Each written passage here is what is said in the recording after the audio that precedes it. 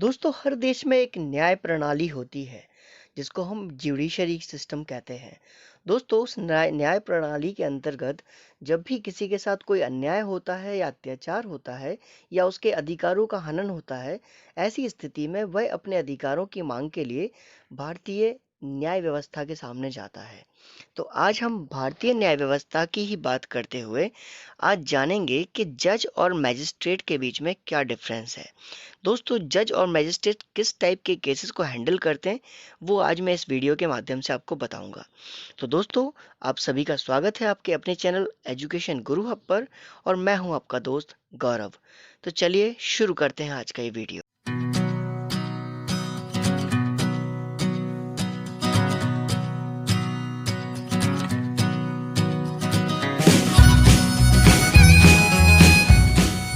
दोस्तों जज और मैजिस्ट्रेट के बीच में डिफरेंस समझने से पहले हमें डिफरेंस समझना होगा केसेस के बीच में।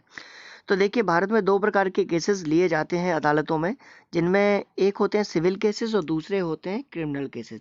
सिविल केसेस को हम हिंदी में व्यवहार मामले भी कहते हैं और इसी को उर्दू में हम दीवानी मामले कहते हैं।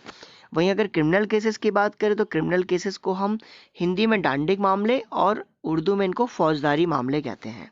सिविल केसेस की जानकारी हमें सिविल प्रोसीजर कोड सीपीसी 1908 के सेक्शन 9 से मिलती है। ठीक है, और सिविल केसेस किस टाइप के केसेस कहलाते हैं? तो ऐसे केसेस या ऐसे मामले जिनमें क्षतिपूर्ति यानी कि इंडैमिनिटी या कंपेंसेशन की बात की गई हो या फिर अधिकार या पोजीशन की मांग की गई हो।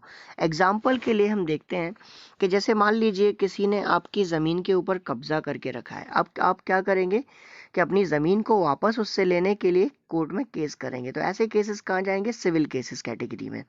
उसके बाद जैसे मान लीजिए किराए के मकान पर, ठीक है, मान लीजिए कि आपका मकान है जिसको आपने किसी को किराए पे दे के रखा है और उसने उस पर कब्जा कर लिया है और आप उससे वापस वो अपना मकान लेना चाहते हैं और साथ में अपना जो भी हर्जाना है वो भी आप लेना चाहते हैं। तो अपने अधिकार और जो भी कंपेंसेशन है उसकी मांग आप कर रहे हैं। तो ऐसे केसेस जो हैं वो कहाँ जाएंगे? आपके सिविल केसेस में। कॉपीराइट से रिलेटेड सिविल केसेस जाते हैं। ठीक है, ट्रेडमार्क या पेटेंट से रिलेटेड, या फिर मान लीजिए कि आपने किसी से पार्टनरशिप की हुई है, आपकी पार्टनरशिप फर्म है और उसमें आप ब्रीच ऑफ पार्टनरशिप करना चाहते हैं। तो ऐसी चीज़ों को, ऐसे मामले जो हैं वो भी आपके सिविल केसेस में जाते हैं। उसके बाद रिलीजियस मैटर से रिलेटेड, जैसे मान लीजिए किसी को मंदिर में ना आने देना, पूजा पाठ ना करने देना या ऐसी चीज़ें जो होती हैं, तो ऐसे केसेस को भी हम, रिलीजियस मैटर से रिलेटेड जो केसेस हैं उनको भी हम सिविल केसेस में जाते हैं। और जैसे कॉन्ट्रैक्ट ऑफ ब्रीच होता है, मान लीजिए कोई समझौता है और वो टूट जाता है, तो ऐसे केसेस भी। और साथ में जैसे राइट टू प्रॉपर्टी से रिलेटेड केसेस जो हैं कि इनमें भी अगर कोई वायलेशन होता है तो ये सिविल केसेस कैटेगरी में जाते हैं। और यहाँ पर आपको कंपेंसेशन मतलब हर्जाना मिलता है। ठीक है, कि जितना भी आपको नुकसान हुआ है उसकी क्षतिपूर्ति के लिए हम सिविल कोर्ट में जाते हैं। ठीक है, तो ये तो हो गया सिविल केसेस की बात। अब हम बात करते हैं क्रिमिनल केसेस की। तो क्रिमिनल केसेस की जानकारी हमें मिलती है क्रिमिनल प्रोसीजर कोड सीआरपीसी, जिसको हम कहते हैं 1973 में। ठीक है, इनको हम डांडिक मामले भी कहते हैं। तो इन मामलों में दंड या पनिशमेंट की मांग की जाती है। आप समझ सकते हैं ना कि वहां पर हम हर्जाना या कंपेंसेशन की मांग कर रहे थे सिविल केसेस में। यहाँ पर हम क्या कह रहे हैं कि हमारा हर्जाना तो हमें मिलेगा ही, लेकिन हम चाहते हैं कि जिसने ये हमारे साथ किया हुआ है उसको हम क्या चाहते हैं? सजा भी चाहते हैं। तो ऐसे केसेस या क्रिमिनल प्रोसीजर कोड के अंतर्गत सीआरपीसी के अंतर्गत तय होते हैं, जिनको हम क्रिमिनल केसेस कहते हैं। तो यहाँ पर पनिशमेंट की मांग की जाती है। क्रिमिनल केसेस के उदाहरण की बात करें अगर, तो क्रिमिनल केसेस की कैटेगरी में किस प्रकार के केस आते हैं? तो जैसे मान लीजिए किसी को जान से मारने की धमकी देना या किसी की हत्या कर देना, और रेप वगैरह के जो केसेस होते हैं वो भी इस कैटेगरी में आते हैं। इसके अलावा चोरी लूट वगैरह के जो केसेस हैं वो भी इस कैटेगरी में आते हैं।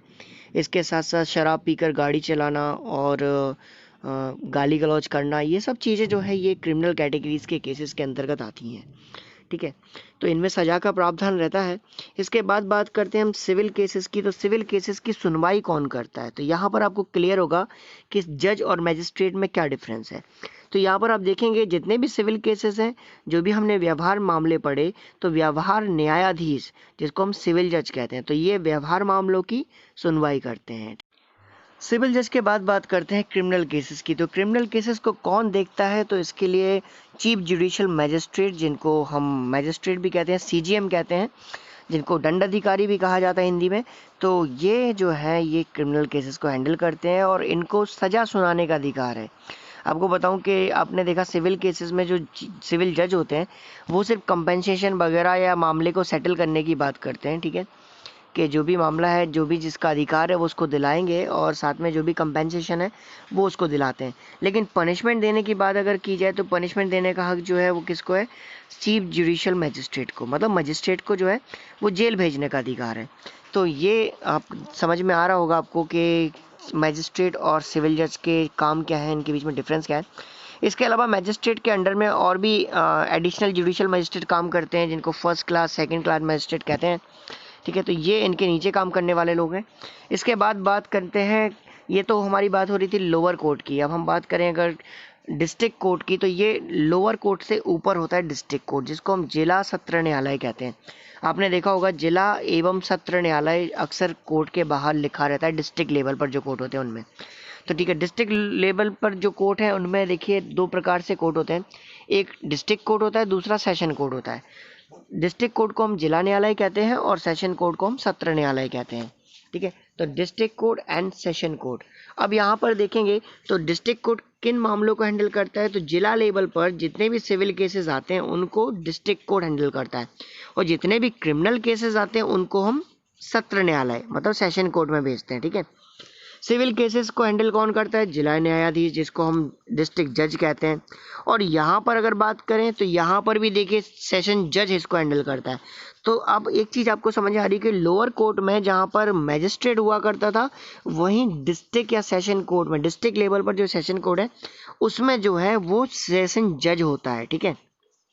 तो वहाँ पर मैजिस्ट्रेट था, यहाँ पर वो इंसान क्या हो गया, जज हो गया। तो इस तरीके से आपको ये चीज़ समझनी है कि लोअर कोर्ट जो है वहाँ पर मैजिस्ट्रेट जो है जो क्रिमिनल केसेस को हैंडल कर रहे थे, वहीं डिस्ट्रिक्ट लेवल पर जब पहुँचते हैं तो वो सेशन कोर्ट कहलाता है, और सेशन कोर्ट में जो भी क्रिमिनल केसेस को हैंडल करता है वो सेशन जज कहलाता है, ठीक है, ना कि सेशन मजिस्ट्रेट।